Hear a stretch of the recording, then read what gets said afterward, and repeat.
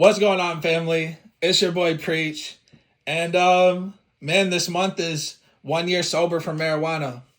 Now, I've been 8 years sober from drugs and alcohol, but I've been 1 year sober from marijuana. And it's a touchy topic that I don't like to talk about too often because I do support medicinal marijuana. I think it helps a lot of people, but I do believe it can become sin for some people as well, depending on the reasons you use it. And for me personally, I felt like I was being called away from it by God. I felt like I was being called to not smoke. And so I put it down. I was an everyday user for over a decade. And I quit cold turkey. And bro, being sober, I fell in love with it.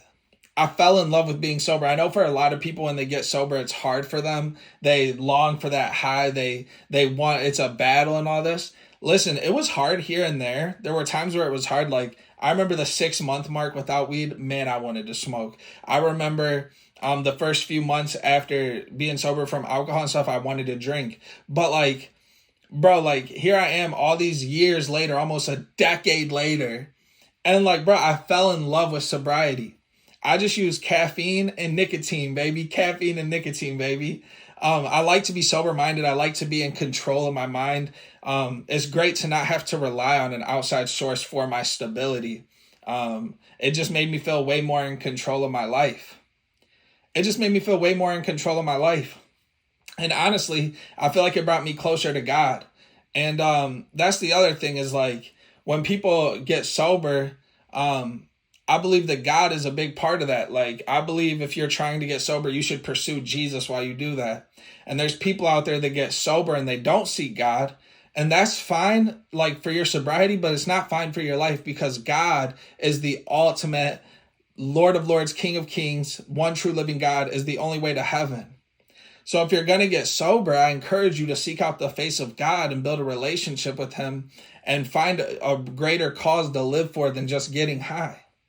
You see, God gives us a reason to live, and that reason to live is to serve him, to be obedient to him. You know, if you're not serving God, you're serving something. We were all created to serve. So if you're not serving God, you're serving something. And the number one commandment in the Satanic Bible is do as ye please, do as you want. Number one commandment in the Satanic Bible. When the number one commandment in the Bible of Jesus is have no gods before him. So you have to make a choice in your life. Are you going to serve God or serve the world? Because whether people want to admit it or not, if you don't have Jesus, you do feel an emptiness in your heart. Whether people want to admit it or not, that's just facts, bro. If you don't have Jesus, you are missing a part of your life, a part of your heart. You don't have peace 24/7 if you don't have Jesus. That's just the truth of the matter. But Jesus Christ is Lord and Savior. And I want to encourage you today. Like, even if you're not sober, there's a God you can run to, a God who is waiting for you to call on his name. And the other thing is like if you say you love God, you should be actively serving him. You should be actively making an effort to get closer to him. Like, something that really bugs me and gets under my skin is how so many people say they're Christian, but they don't read their Bible. We've lost the fundamentals of Christianity and the church as a whole. I mean, there's millions of people that claim Christianity that do not read their Bible throughout the week. Like, bro, that's spiritually immature. The Bible is there for us to learn. If you want to learn about God, you have to read the Bible. It's where we learn. If you're not learning about God from the Bible, where are you getting your facts from, bro? Like, for real, the Bible, that's where we learn about God. That's where we learn the truth of God. I love you guys so much. I just wanted to do this little sobriety update. And bro, I can't wait for another year and another year and another year. And I can't wait to be old and be like, I've been sober almost my whole life at that point.